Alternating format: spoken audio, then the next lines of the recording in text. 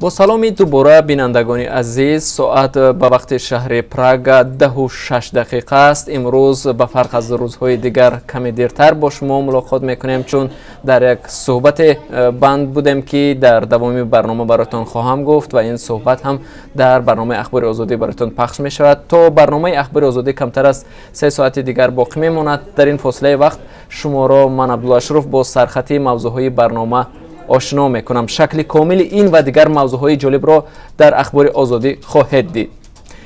به نرخ بنزین لجام زده شد. در پی قرار حکومت تاجیکستان جهتی به تنظیم درآوردن نرخ محصولات نیاز اولیه از جمله مواد سوخت، قیمت بنزین در فروشگاه‌های تاجیکستان کمی پایین آمده است. ارزان شدن نرخ بنزین در تاجیکستان کم سابقه است، چون مدت هاست نرخ سوزشواری پیاپی بالا می رود، ولی خیلی کم اتفاق می افتد که آن ارزان شود. همکاران هم با شرکت های تجارتی مواد سوخت و مسئولان و رانندگان صحبت می کنند و معین خواهند کرد که ارزان شوی موقتی است و یا باز هم ادامه می کند یا نه. منتظر باشید، در برنامه اخبار آزادی برایتان گزارش خواهیم داد. حسیب پنیر و چرم از قطاس. چارواداران در یک منطقه کوهی قرقیزستان که برای زیستن انسان خیلی دشوار است، توانستند یک صنعت را از پرورش این چاروا به راه مانند. چارواداران از قطاس هم شیر و هم پنیر و از گوشتش حسیب آماده میکنند. در برنامه اخبار آزادی گزارش دیدنی از این منطقه بلندکوه قرقیزستان داریم. ما را همراهی کنید. در برنامه اخبار آن را برایتان نمایش میدهیم.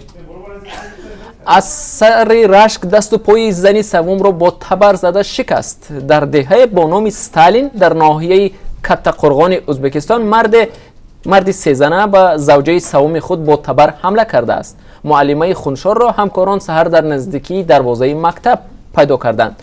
چون و چرا این موضوع را در برنامه اخبار آزادی مطرح خواهیم کرد. اگر این موضوع توجهتان را جلب کرد، پس برنامه اخبار آزادی را ببینید. با تفصیلات این ماجرا آشنا خواهید شد. به ساشا مسکو باز حمله کردند. در حالی که حامیان حقوق برای جوابگری کشیدن عاملان حملگران به ساشا مسکو، بلاگری ضد و نقیض تاجیک تلاش دارند، افراد ناشناس دیگر بار به او حمله کردند. بلاگر میگوید جانش در خطر است، اما از شغل دوست داشته‌اش تقلید به سراینده های معروف دست نمیکشد. میخواهید این گزارش را ببینید، پس تا کمتر از 3 ساعت دیگر برنامه اخبار آزادی را مستقیما و یا هم ثبت آن را در آزادی ویدیو صحیفه ویژه ما در یوتیوب تماشا کنید.